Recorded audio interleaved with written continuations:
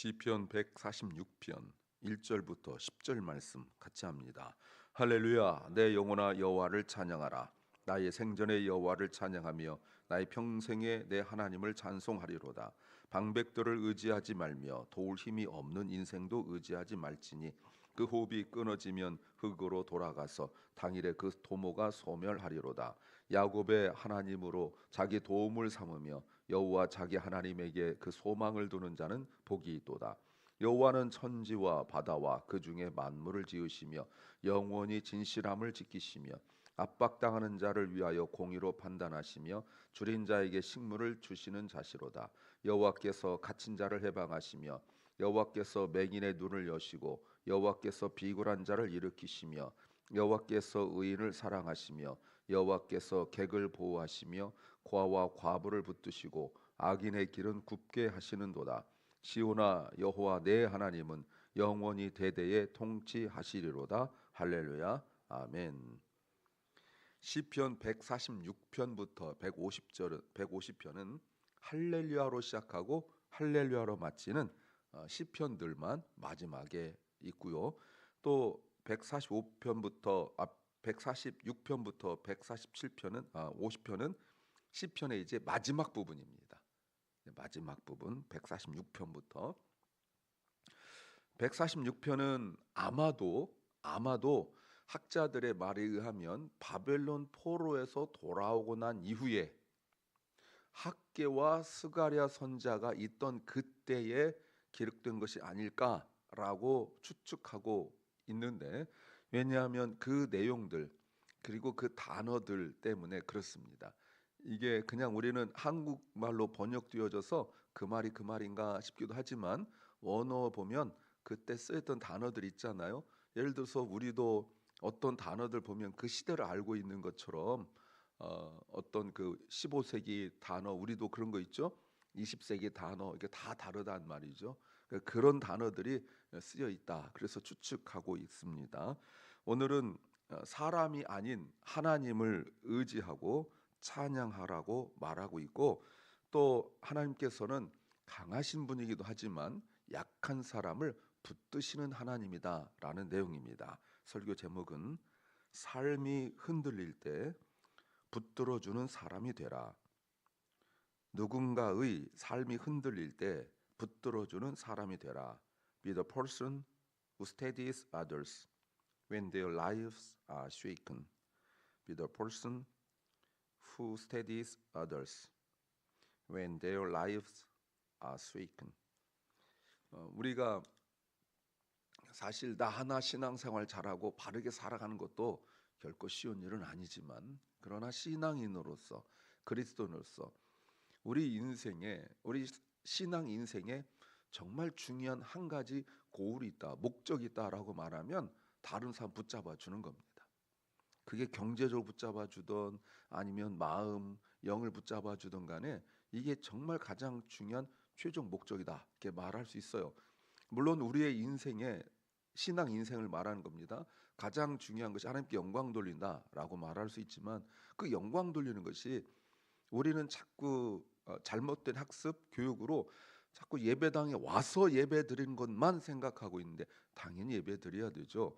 그러나 정말 중요한 것이 무엇이냐면 삶의 현장 속에서 또 우리 공동체 내에서 연약한 사람들을 붙잡아 주는 것이 정말 중요한 거예요. 그래서 우리가 마태복음 25장을 비롯하여서 많은 곳곳에서 주님께서 이 땅에 다시 오셨을 때 심판하는 내용들 보면 영적 능력이 아닙니다.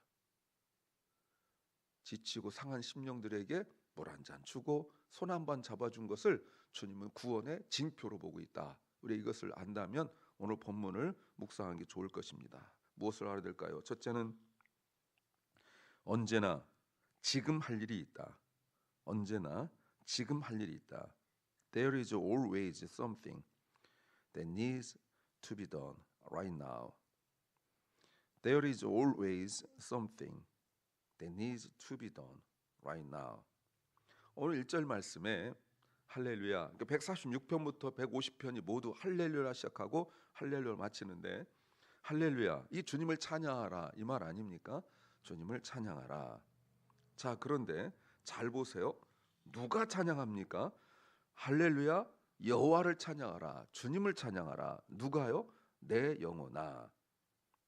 그런데 이게 왜 이렇게 중요하냐면 몇 가지 의미가 있습니다. 하나는 우리가 할렐루야라고 말할 때 자꾸 내가 아니라 다른 사람한테 적용하는 경우가 많거든요. 너 왜 찬양을 안 해? 찬양 좀 해라고 말하는데 요 시작한 146편이 나에게 먼저 적용한다는 거예요. 내 영혼아 하고 말합니다. 그런데 그냥 나야 뭐 누구야 이렇게 하면 될 텐데 왜 내 영혼일까요? 이거 너무너무 중요한 거죠. 상황과 감정과 그리고 자신의 환경으로 찬양할 수 없는 상황이에요. 그리고 2절 보세요. 2절에서도 내 평생에 내 생전에 내가 살아 있을 때 여호와를 찬양하며 내 평생에 내 하나님을 찬송한다. 어제도 말씀을 드렸죠. 어제 말씀에서도 매일이란 말이잖아요. 매일. 항상 어떤 조건에서도 찬양하는 거죠. 물론 어떤 인생인가는 사람마다 다 다릅니다. 좀 경제적으로 나은 형편이 있고 그렇지 않은 사람도 있고 건강도 그렇고 뭐 직업도 그렇고 모든 면에서 그럴 수 있어요. 그럼에도 불구하고 내가 하나님을 일평생 찬양하겠다라는 것은 고백이고 의지라고 말할 수 있어요. 여러분 계속 어제부터 제가 의지를 얘기하잖아요. 어떤 상황에서도 하나님을 찬양하겠다라는 거예요. 그런데 이때 찬양한다라는 말이 놀랍게도 현재형입니다. 지금이란 뜻이에요. 지금. 나중에 형편이 좀 나아지면 내 마음이 좀 안정이 되면 뭐 이런 거죠. 그런 것이 아니라 지금 찬양하겠다. 그러니까 내 생각으로는 안 돼요. 내 형편도 안 되고 내 마음도 안 되고 지금 너무 막 복잡하고 아니면 속에서 막 분노가 일어나고 또 한쪽으로 막 슬퍼하기도 하고 이러는데 도무지 찬양할 수 있는 상황이 아니어서 명령하는 거예요. 다윗처럼 내 영혼아 내 하나님을 찬양하라. 자기 영혼한테 지금 말하는 거죠. 언제나 지금이에요. 찬양은 언제나 지금이에요. 지금 상황에도 불구하고 하나님을 찬양하라. 두 번째는 축복이 무엇인지 알아야 한다. 축복이 무엇인지 알아야 한다. We need to know what blessing truly means. We need to know what blessing truly means. 자, 3절 보세요. 3절에 갑자기 방백들, 권력 있는 사람들을 의지하지 말며 도울 힘도 없는 인생을 의지하지 말라라고 말합니다. 여러분 이 말이 뭐죠? 이게 갑자기 왜 나와요? 1절과 2절에서 내가 어떤 상황과 환경인지 감정인지 또 기분인지를 뛰어넘어 내 영혼아 하나님을 찬양하겠다. 지금 찬양하겠다라고 말한 것을 가로막는 것이 바로 사람이에요. 그럼 내 형편이 자 그냥 뭐 누구를 의지하지 마라, 어떤 사람 의지하지 마라 이렇게 하지 않고 권력 있는 자를 높은 자리 있는 사람을 의지하지 마라 이렇게 말하고 있거든요. 왜 그렇습니까? 내 문제를 이 사람한테 가서 말하면 될 것 같은 그 있거든요. 여러분 제가 지금 느닷없이 미국 대통령한테 전화해가지고 대통령님 나 좀 도와주세요 할 수 있습니까? 물론 편지를 쓰고 뭐 이럴 수는 있겠지만 이게 안 닿아요. 그러나 내 그 영역 내에서 한 달이 건너든 두 달이 건너든 간에 그 사람이면 나를 도와줄 것 같은 이거 있거든요. 그러면 기도 안 씁니다. 찬양하지 않죠. 어떻게 거기에 줄을 댈까 이 생각밖에 안 하는 거예요. 오로지 생각이 그 사람에게만 붙들려 있는데 하나님께서 단정적으로 말씀하십니다. 무슨 말씀하시냐면 3절 하반절에 도울 힘이 없는 인생. 여러분 도울 힘이 없는 인생 이거는 권력이 없단 말이 아니라 모털. 그러니까 무슨 뜻이에요? 제한적인 사람이에요. 그 어떤 제한을 갖고 있냐면 4절이 제한적이에요. 4절 보세요. 그 호흡이 끊어지면 흙으로 돌아가서 당일에 그 도모가 소멸하는 사람. 당장 내 문제를 해결해 줄 것 같고 나에게 도움이 될 수 있는 제가 지금 당장이라고 그랬습니다. 지금 아까 1절 2절에서 지금 찬양한다고 그랬는데 지금 나에게 도움이 될 수 있는 그 사람, 그러니까 하나님을 찬양하는 것보다 지금 나에게 도움이 될 수 있는 그 사람인데 그 사람이 해결하지 못하는 한계, 여기서 도울 힘이 없다 이 말은 한계를 가졌다는 건데 그 한계가 뭡니까? 죽음이에요. 죽으면 흙으로 돌아가는 아무것도 할 수 없는 그 사람, 이 사람의 한계가 뭐예요? 자기 인생에 아무리 권력이 있어도 자기 인생에 가장 중요하고 가장 그 해결해야 될 문제가 죽음의 문제인데 그 기본적인 죽음의 문제도 해결하지 못하는 그런 사람들 의지하지 말라는 거예요. 우리가 멀리 계신 하나님보다 가까이 있는 사람을 더 의지하기 쉽거든요. 근데 그러지 말라는 거예요. 죽으면 그의 모든 계획도 권력도 아무 소용 없거든요. 지금 그 얘기를 하시는 거죠. 그들 스스로 자기 인생, 자기 일생에 대하여 뭔가 할 수 있는 것 같지만 사실은 아무것도 못해요. 4절이 바로 그거잖아요. 그들의 본질을 알란 말이에요. 본질이 뭐예요? 흙이고 먼지라는 거 아니겠습니까? 이 사람들에게 있어서 지금 누리고 있는, 지금이에요. 누리고 있는 것이 돈이겠죠. 누리고 있는 것이 권력이겠죠. 사람들에게 부러움의 대상이에요. 그러나 그 돈과 권력을 가지고 자신에게 있는 그 죽음의 문제 해결하지 못한다. 사망의 문제 해결하지 못한다는 거예요. 우리가 어떤 문제를 볼 때 이런 구원론적으로 또는 종말론적으로 내 문제를 보지 않으면 자꾸 이 문제를 어떻게 보냐면 권력의 문제로 보고 아니면 돈 문제로 보고 그럴 수 있다는 거죠. 그래서 이런 말 하죠. 왜냐하면 하나님은 나의 본질적 문제, 죽음의 문제, 사망의 문제를 해결하신 분 아니겠어요? 그렇다면 여러분 죽음의 문제를 해결하신 분에게 다른 문제는 약소한 문제, 작은 문제에 지나지 않거든요.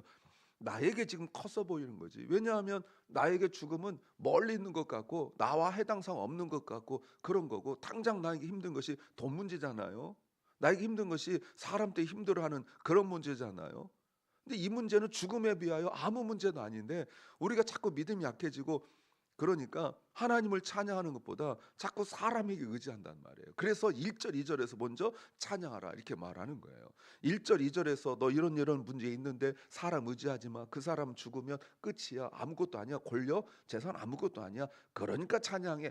이렇게 문장을 구성하지 않고 1절 2절에서 아무 맥락도 없이 무조건 하나님을 찬양하라고. 그리고 왜냐하면 이렇게 설명해 나가고 있어요. 그런데 여러분 여기에서 이게 마음에 와닿는 것이 5절을 좀 여러분 밑줄 그으시면 좋을 것 같아요. 특별히 야곱의 하나님 이 부분에 대하여 여러분 뜬금없죠.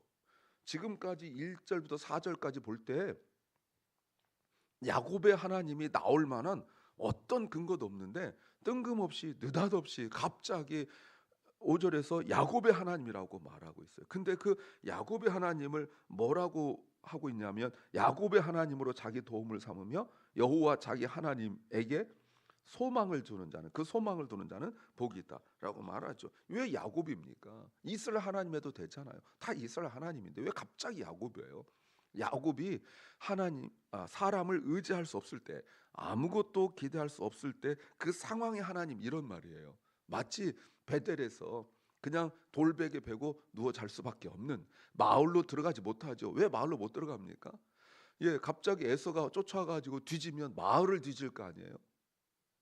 그 마을도 못 들어가고 저 한적한 곳에 가서 돌베개 베고도 얼마나 처참해요. 낭만이 아니라는 여러분 돌베개 베고 자는 게 무슨 낭만처럼 생각하는데 낭만이 아니에요. 이게 정말 힘든 일이란 말이에요. 뭐 이렇게 이슬도 피할 수 없는 밤에 찬데 그것도 피할 수 없는 그 광야에서 누워 잘 수밖에 없는 그런 거잖아요. 근데 그때 그 하나님 찾아오신 하나님 내가 너와 함께 있겠다라고 보여주신 그 하나님을 생각해 보라는 거예요. 그래서 야곱은 역전의 인생이 되었죠. 물질이나 자녀에서 말이죠. 야곱이 자기 힘으로 살려 할 때는 삶이 어려웠어요. 오히려 하나님 뜻에서 어긋났어요. 그러나 그 모든 것들 다 내려놓고 베델에서 하나님 만나고 난 이후에는 야곱이 하나님을 자기 하나님으로 삼았을 때는 그 이후의 삶이 얼마나 모든 일들이 진행되고, 오히려 외삼촌 라반한테 속임을 당하는데, 알고 있지만 속임을 당하는데 더 풍성해지고 하는 그런 인생. 끊임없이 핍박당하고 속임당하고, 아내도 속임당하고, 결혼식도 속임당하고, 또 품삯도 속임당하고 하는 그런 인생을 20년 동안 살아오면서 하나님께서 어마어마하게 풍성하게 부어주셨다 말이죠. 그러니까 철저하게 그 하나님을 의지할 때 복이 있다라고 말합니다. 자 보세요. 그 야곱의 하나님을 어떻게 하라고요? 나의 하나님으로 삼으라는 거예요. 야곱의 하나님을 나의 하나님으로 삼는 사람에게 복이 있다라고 말하는 거죠. 그것이 하나님께 소망을 두는 사람이라고 말할 수 있어요. 시편 39편 7절, 주여 내가 무엇을 바라리요? 나의 소망은 주께 있나이다. 시편 72편 5절, 주 여호와여 주는 나의 소망이시요 나의 어릴 때부터 의지니이다. 이런 사람이 복이 있다는 거예요. 이런 사람이 하나님의 복을 누릴 자격이 있다는 거예요. 하나님이 주시는 복이 무엇인지 아는 사람만이 이렇게 야곱의 하나님을 나의 하나님으로 삼는다는 겁니다. 세 번째는 한쪽만 보면 오해할 수 있다. 한쪽만 보면 오해할 수 있다. If we see only one side, we are likely to misunderstand. If we see only one side, we are likely to misunderstand.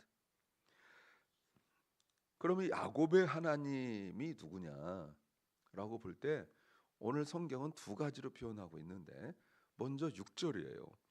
6절에 뭐라고 나와 있냐면, 여호와는 천지와 바다와 그 중에 만물을 지으시며 영원히 진실함을 지키시는 분이시다. 천지를 창조한 분이에요.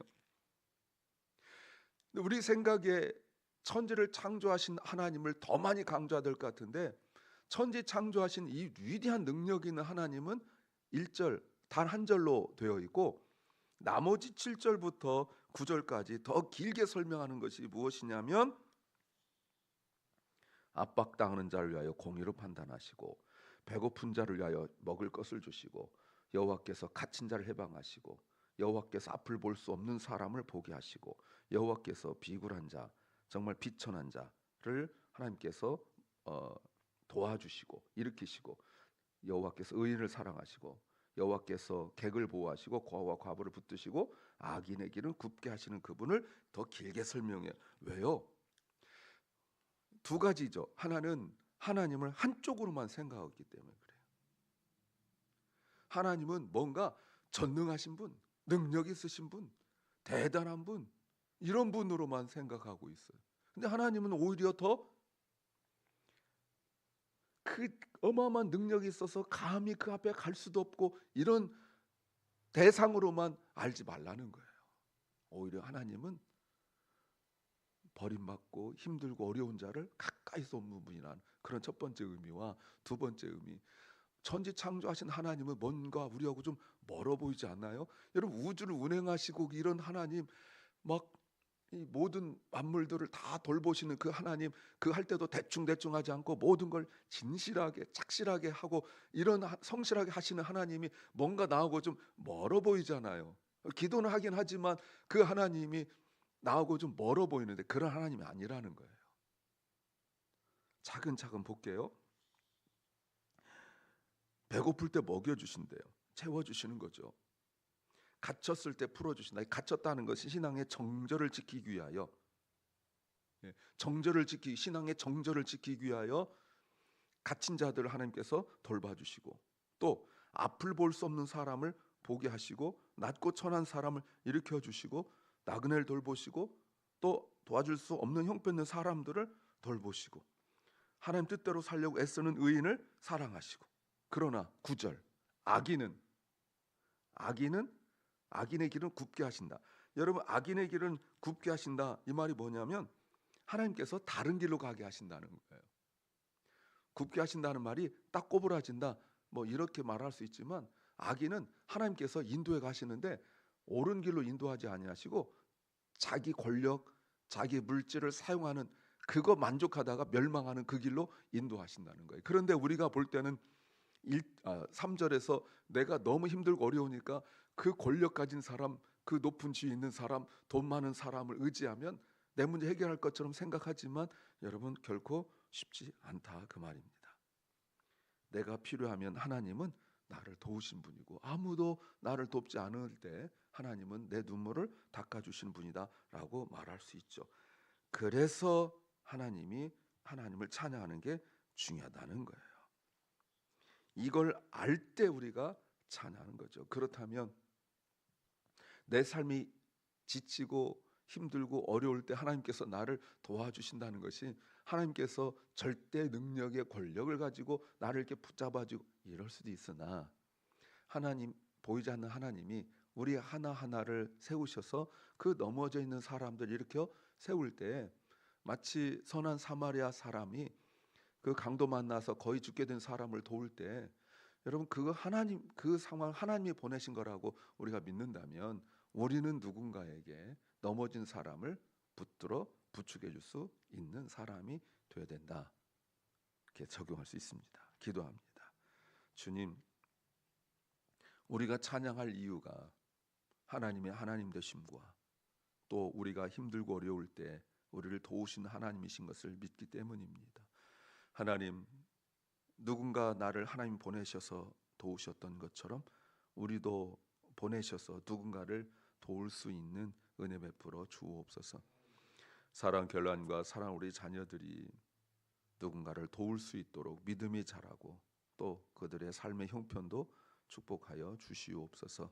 병중에 있는 연약한 성도들 몸과 마음과 삶이 지치고 또 억압받고 핍박받고 또 그들의 모든 경제적인 상황 또 마음의 슬픔 또 눌림 속에 있는 그 연약한 심령들을 주님께서 새 힘을 주시옵소서. 오늘 하루 우리가 할렐루야 찬양하며 살아가는 하루가 되게 하여 주시옵소서. 예수님 이름으로 기도하옵나이다. 아멘. 하늘에 계신 우리 아버지여, 이름이 거룩히 여김을 받으시오며 나라의 마옵시며 뜻이 하늘에서 이룬 것 같이 땅에서도 이루어지이다. 오늘날 우리에게 일용할 양식을 주옵시고 우리가 우리에게 죄 지은 자를 사하여 준 것 같이 우리 죄를 사하여 주옵시고 우리를 시험에 들게 하지 마옵시고 다만 악에서 구하옵소서. 대개 나라와 권세와 영광이 아버지께 영원히 싸움나니라.